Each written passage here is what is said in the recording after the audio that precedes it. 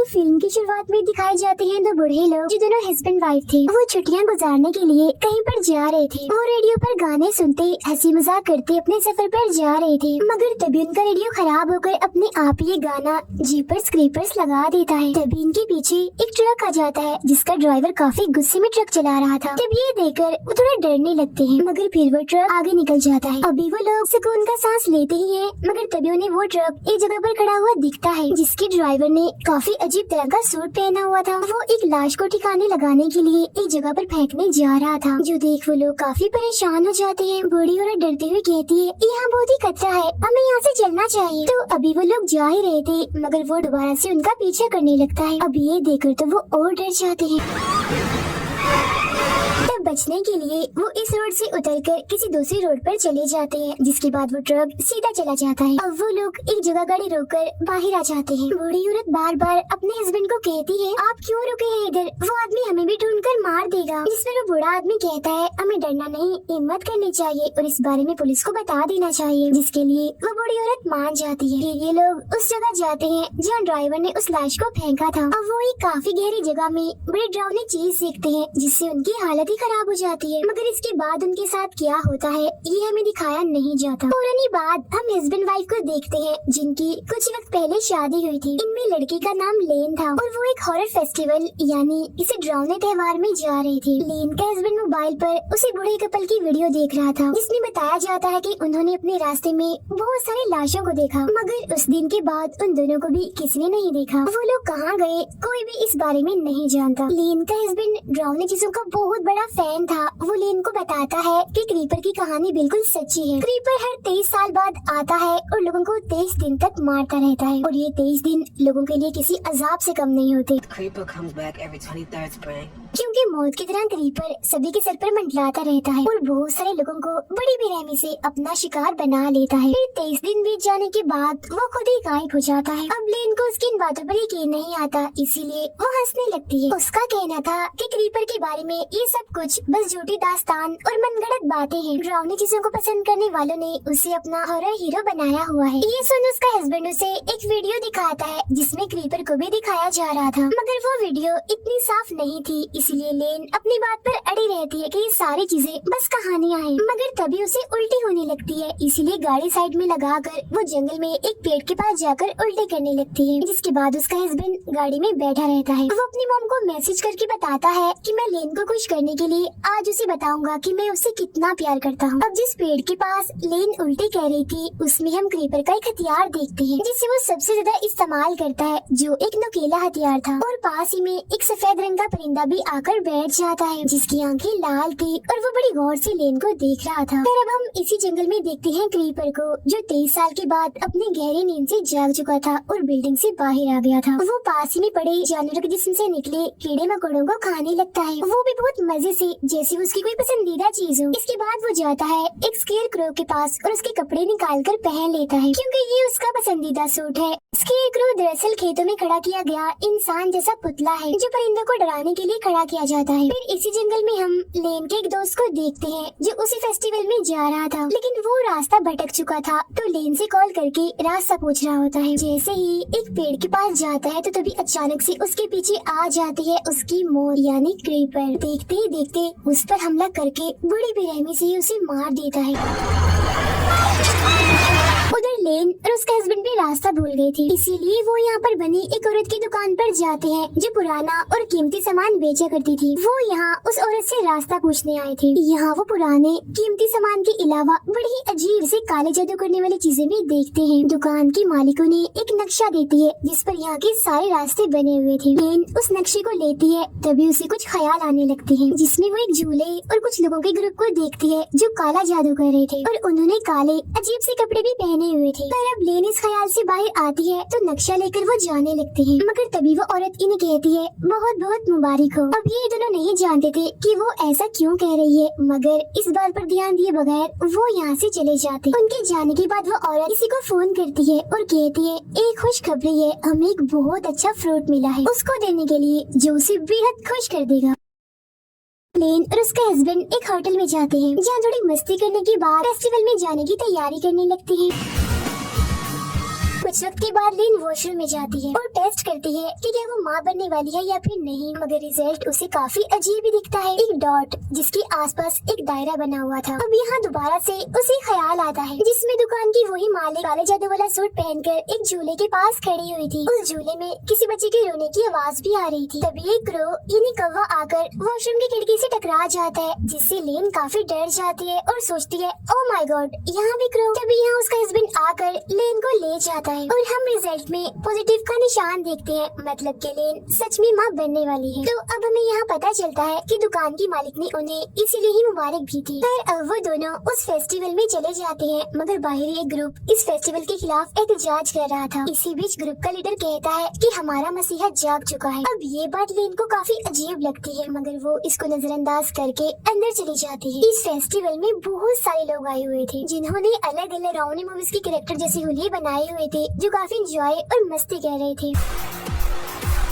तभी इनके बीच एक लड़का आता है जो सबको ये दिखाने की कोशिश करता है कि मुझे तीर से किसी ने मारा है, मगर असल में वो सबके साथ मजाक कर रहा था। लेकिन जैसे ही वो जंगल में जाता है तो उसका मजाक सच बन जाता है, क्योंकि तभी वहाँ पर आ जाता है क्रीपर और उस पर हमला करके उसे पेड़ की टहनी में घुसाकर मार देता है, क्योंकि क्रीपर अपने सारे हथियार अपने साथ लेकर शिकार पर निकला हुआ था और वो बहुत ही भयानक दिख रहा था। लेन और उसका हस्बैंड फेस्टिवल में मजे करते हुए इधर उधर घूम रहे थे, मगर तभी वो एक गेम खेलने जाते हैं इसमें नुकीले हथियारों से निशाना लगाना होता है। पहले लेन का हस्बैंड इस गेम को खेलता है, मगर वो निशाना ठीक से नहीं लगा पाता। अब जब लेन की बारी आती है तो वो क्रीपर का हथियार चुनती है, जिससे उसके सारे निशाने बिल्कुल सही जाके लगते हैं। मगर तभी इस नुकीले हथियार से उसकी उंगली कट जाती है और उंगली पर वही अजीब सा डॉट के चारों तरफ दायरे का निशान बन जाता है। इस निशान को लेन बड़े गौर से देख रही थी, तो तभी उसे फिर से ख्याल आता है, जिसमें वो देखती है जो ग्रुप का लीडर इस फेस्टिवल के खिलाफ एहतजाज कर रहा था, अब की बार उसने भी काले जादू वाले कपड़े पहने हुए थे। लेन वहाँ पर चुपचाप खड़ी थी और उसके माथे पर यही वाला निशान बना हुआ था। उसके आसपास बहुत सारे लोग कोई काला जादू कर रहे थे। इसी के साथ ही लेन का ये ख्याल यहीं पर खत्म हो जाता है। इस गेम का मालिक इन्हें बताता है कि यहाँ एक और हार जीत वाली गेम होने वाली है, उसमें भी तुम हिस्सा ले सकते हो। तो वो दोनों ऐसे करते हैं और उस गेम में हिस्सा ले लेते हैं, मगर यहाँ दुकान की वो मालिक जिससे इन्होंने रास्ता पूछा था वो सभी पर्चियों के साथ छेड़छाड़ कर देती है, जिससे हैरानी वाली बात ये होती है कि लेन और उसका हस्बैंड इस गेम को जीत जाते हैं। इनके गेम जीतने का इनाम ये था कि इन्होंने एक ग्रुप के साथ एक डरावने घर में जाना था, जिसका स्टाइल बिल्कुल जीपर जैसा था। वो दरअसल एक एस्केप रूम की तरह बनाया गया था, जहाँ कुछ चीजों को पास करने के बाद इन्हें वहाँ से निकलना था। उस घर के अंदर इनके साथ जो कुछ भी होना था उसे बिल्कुल किसी फिल्म की तरह रिकॉर्ड भी किया जाना था। अब इस वजह से दुकान की मालिक और वहाँ खड़ी एक औरत जो सिंगर थी वो बहुत ही खुश हो जाती है। अब ये दोनों उस पूरे ग्रुप से मिलते हैं जिन्होंने इनके साथ उस घर के अंदर जाना था, जिनमें एक थी इस पूरी फिल्म की होस्ट, एक था मैनेजर और एक कैमरामैन। इनके साथ एक और आदमी भी जा रहा था जो कि इन सबका लीडर था और इसने इन सब की मदद करनी थी वहाँ जाकर। अब ये लोग उस घर के कब्रिस्तान में पहुँच जाते हैं, जहाँ आकर लीडर इन्हें बताता है कि जिस घर में हम जा रहे हैं उस फैमिली के लोग इस कब्रिस्तान में दफन हैं और ये कब्रिस्तान काफी सदियों पुराना है। कहा जाता है कि जो फैमिली उस डरावने घर में रहती थी वो बहुत ही अच्छी और नेक थी, मगर ये जगह भूतिया भी हो सकती है, यानी बहुत डरावनी। और अब हमें यहाँ से पैदल चलकर उस घर तक जाना होगा। इसी बीच हम क्रीपर को देखते हैं जो एक बिजली के टावर पर अपना ट्रक लाकर मारता है, जिससे वहाँ की आधी लाइट जाने की वजह से सभी के सिग्नल्स चले जाते हैं। तभी क्रीपर अपने ट्रक से निकलकर बाहर आता है और वहाँ लगे एक कैमरा में रिकॉर्ड हो जाता है, जिसे वो कैमरामैन भी अपने कैमरा में साफ साफ देख पा रहा था, मगर उसका कैमरा भी खराब हो जाता है और अब वो अकेला ही आगे बढ़ता है। उसे वहाँ सिंगर औरत दिखती है जिसने वही अजीब से काले जादू वाले कपड़े पहने हुए थे। कैमरा को ठीक करने में वो उसकी मदद लेने के लिए जाता है, मगर तभी यहाँ क्रीपर आ जाता है और उस पर हमला करके उसके चेहरे को पकड़ लेता है, जिसके बाद बड़ी बेरहमी से वो उसे मार देता है। उधर लेन का हस्बैंड होस्ट के साथ काफी हंसी मजाक कर रहा था, जिससे लेन को काफी बुरा लग रहा था। पास होकर अकेले ही कब्रिस्तान के रास्ते आगे बढ़ती है, मगर तभी उसके पीछे पीछे उसका हस्बैंड भी आ जाता है उसे मनाने के लिए। वो उसे यहाँ बताने ही वाला था कि मैं तुमसे बहुत प्यार करता हूँ, मगर एकदम से क्रीपर यहाँ आता है और लेन को पकड़कर अपने साथ उड़ाकर कहीं ले जाता है। उधर वो तीन लोग कैमरामैन को ढूंढ रहे होते हैं, जहाँ उन लोगों को वो तो नहीं मिलता, मगर उसका कैमरा मिल जाता है खून से भरा हुआ। दूसरी साइड से लेन का हस्बैंड डरकर भागता हुआ यहाँ पर आता है और बताने लगता है कि कोई अजीब सी चीज जो कोई अलग ही तरह की लग रही थी वो लेन को उड़ाकर अपने साथ ले गई है। वो बहुत ही ज्यादा डरा हुआ था और पुलिस की मदद लेने के लिए यहाँ से भागने लगता है, मगर तभी वो एक चीज से टकरा जाता है जो एक लाश थी और ये उस कैमरामैन की ही थी। लाश की हालत बहुत ही बुरी थी, खून में लथपथ थी वो। तब ये देखकर वो लोग काफी डर जाते हैं और परेशान हो जाते हैं, ये सोचकर कि यहाँ जरूर कोई खतरनाक चीज है जो सब पर हमला कर रही है। इसीलिए वो भागकर उस घर में चले जाते हैं ताकि उनकी जान बच सके। मगर तभी दुकान की मालिक, सिंगर और एहतजाज वाला लीडर घर का दरवाजा बंद कर देते हैं और कहते हैं कि तुम लोगों को हमने क्रीपर के लिए ही छोड़ दिया है। तब यहाँ पर हम समझ पाते हैं कि ये सारे लोग जिन्होंने ये अजीब सा लिबास पहना हुआ है ये सब काला जादू करते हैं और ये क्रीपर को अपना गॉड समझते हैं और उसकी पूजा करते हैं। घर के अंदर आ जाने के बाद सब लोग अपने लीडर पर शक करने लगते हैं कि ये भी जरूर उन लोगों के साथ मिला हुआ है और इसी ने हमें यहाँ पर फंसाया है। जिस पर वो कहता है मुझे खुद नहीं पता कि सब कुछ क्या हो रहा है। इसके बाद हम देखते हैं लेन को, जिसे क्रीपर ने किसी जगह पर बांध कर रखा हुआ था। वो उसके पेट पर एक चाकू से कट का निशान लगा देता है। उधर वो लोग डरते हुए इधर उधर जा रहे थे। जिसके बाद वो उस कमरे में जाते हैं जहाँ लेन के उस दोस्त की लाश लटकी हुई थी जो जंगल में अपना रास्ता भटक गया था। इसके फौरन बाद यहाँ पर आ जाता है क्रीपर, जिसे देखकर तो उनकी हालत ही खराब हो जाती है। अब हॉरर चीजों को पसंद करने वाले जो क्रीपर को अपना हीरो समझते थे, आज उनकी बात सच हो गई, मतलब कि सच में क्रीपर पाया जाता है। उसके बारे में जो बातें हैं वो मनगढ़ंत नहीं है। यहाँ हम उसका हुलिया साफ साफ देख पाते हैं जो बेहद भयानक था और उसका चेहरा बहुत ज्यादा डरावना था। लीडर जिसके हाथ में गन थी वो क्रीपर पर गोली चलाता है जो क्रीपर के हाथ पर लगती है, जिस वजह से वो रुक जाता है। तो मौका देकर वो लोग यहाँ से भागने लगते हैं। अब क्रीपर लेन की दोस्त की लाश पर से उसका हाथ उखेड़कर अपने हाथ पर लगा लेता है, जिससे वो बिल्कुल ठीक हो जाता है। तो अब हम यहाँ ये समझ पाते हैं कि क्रीपर सभी की लाशों को इस्तेमाल करता है और उनके जिस्म के हिस्से से जुड़कर वो बनता है और अगर जख्मी हो तो उनके जिस्म का कोई भी हिस्सा इस्तेमाल करके बिल्कुल ठीक हो जाता है। इन खुद को किसी तरह छुड़वा लेती है और वहाँ से भागकर इन लोगों के पास आ जाती है। वो लोग एक कमरे में जाते हैं जहाँ पर फोन था। मैनेजर का पैर वहाँ बिछाए एक जाल पर लग जाता है, जिससे उसका पैर जख्मी हो जाता है। लेन का हस्बैंड पुलिस को कॉल करके यहाँ की सूरत हाल के बारे में बताने लगता है, मगर तब तक यहाँ क्रीपर आ जाता है। वो इन पर हमला करने लगता है, जिससे बचकर वो लोग यहाँ से भागकर दूसरे कमरे में आ जाते हैं। होस्ट कहती है वो हमारे पीछे पड़ गया है, हम बचेंगे कैसे? जिस पर लेन का हस्बैंड कहता है क्रीपर इमोर्टल है, वो कभी नहीं मर सकता। बचने के दो ही रास्ते हैं, या तो वो खुद हमारा पीछा छोड़ दे या फिर हम लोग 23 दिन के इस खतरनाक और परेशान कुन टाइम को गुजार ले और बच जाए।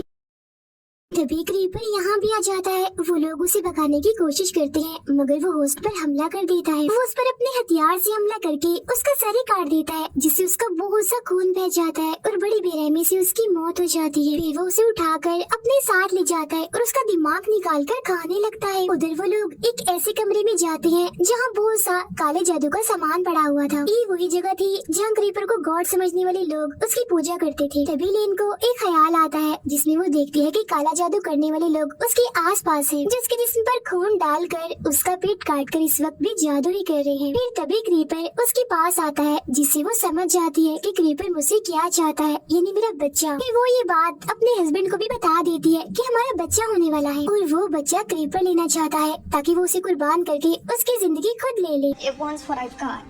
अब इसी कमरे के बिल्कुल नीचे उन्हें एक खुफिया कमरा मिलता है जिसके अंदर बहुत सारी लाशें थी। तब वो लोग यहाँ सारी बात समझ जाते हैं कि इस जगह पर लोगों का एक ग्रुप है जो क्रीपर की पूजा करते हैं और उसके लिए बहुत सारे लोगों को फंसा कर वो यहाँ लाते हैं, जिसके बाद क्रीपर उन्हें खाकर ताकतवर और खतरनाक रहता है और ये चीज काफी सदियों से चलती आ रही थी। तभी लेन बताती है कि क्रीपर को मारा जा सकता है क्योंकि उसका जिस्म कमजोर और मुर्दा बढ़ता जा रहा है। तब यहाँ हमें ये भी समझ आती है कि क्रीपर को लेन का बच्चा चाहिए खुद को ठीक करने के लिए, क्योंकि वो उस बच्चे को अपने लिए कुर्बान करके उसकी जिंदगी खुद लेना चाहता है, जिसके बाद वो बिल्कुल ऐसा हो जाएगा जिसे वो अभी अभी पैदा हुआ है, इन्हीं पहले की तरह खतरनाक और ताकतवर। इसी वजह से इस फिल्म का नाम जीपर्स क्रीपर्स रिबॉर्न पड़ा है। अब वो लोग उस कमरे से बाहर आते हैं ताकि यहाँ से निकलने का रास्ता ढूंढ सके, लेकिन तभी यहाँ पर क्रीपर आ जाता है। वो मैनेजर के पेट में अपना चाकू जैसा हथियार मारता है, जिससे उसकी बड़ी बेरहमी से ही मौत हो जाती है। इनका लीडर क्रीपर पर एक चाकू से हमला करता है और वहाँ से भागने लगता है, तो वो भी लीडर का पीछा करता है। तभी बाहर क्रीपर लेन को देखता है जो काला जादू करने वाला चाकू अपने हाथ में लेकर खड़ी हुई थी। फिर वो उसके पास जाने लगता है क्योंकि लेन ने खुद को उसके हवाले कर दिया था। उधर लीडर और लेन का हस्बैंड घर की छत पर चढ़ जाते हैं। क्रीपर लेन के पास आता है और उसका गला पकड़कर उसे ऊपर उठा देता है। अब हम जानते हैं कि लेन को हथियार चलाने काफी अच्छे से आते थे और उसके पास कुछ नुकीले हथियार मौजूद भी थे, जिन्हें पहले वो क्रीपर के कान में घुसा देती है और बाद में उसकी आंखों में मारकर उसकी आंखें फोड़ देती है। तो इससे यहाँ क्रीपर अंधा हो जाता है। ऊपर से वो दोनों एक काफी बड़ा रॉड नीचे फेंक देते हैं जहाँ वो खड़ा था। वो रॉड क्रीपर के मुंह के आर पार हो जाता है, जिससे वो वहीं अधमरा हो जाता है। तभी यहाँ बहुत सारे क्रोज यानी कौवे आ जाते हैं और बुरी तरह से चिल्लाने लगते हैं। इस हड़बड़ी में लीडर नीचे गिर जाता है और उसकी मौत हो जाती है। लेन का हस्बैंड नीचे उतर कर आता है और उसे संभालता है। फिर बहुत सारे परिंदे आकर क्रीपर को उठा लेते हैं और उसे अपने साथ कहीं ले जाते हैं। इतनी ही देर में पुलिस भी वहाँ पर आ जाती है और उन दोनों को बचाकर गाड़ी में बिठाती है। मगर तभी हम लेन की आंखों को अचानक से काला होता हुआ देखते हैं। अब आपको याद ही होगा कि क्रीपर ने उसके पेट पर जादू वाले एक चाकू से कट का निशान लगाया था। फिर अपने जिस्म के एक हिस्से को लेन के पेट में डाल दिया ताकि वो उसके बच्चे को निगल जाए और उसने ऐसा कर भी लिया था। इसका रिजल्ट हमें दिखाया भी जाता है जहाँ बहुत सारे क्रोस और परिंदे क्रीपर्स के आसपास होते हैं। फिर उसका जिस्म किसी कवर की तरह बनकर फट जाता है और अंदर से निकलता है क्रीपर रीबॉर्न होकर यानी दोबारा पैदा होकर, जो बिल्कुल जवान नया दिख रहा था। इसका मतलब ये है कि लेन पर उसने जो काला जादू किया था वो पूरा हो गया था, जिसने उसने लेन के बच्चे की जिंदगी ले ली। और इसी के साथ ये फिल्म यहीं पर खत्म हो जाती।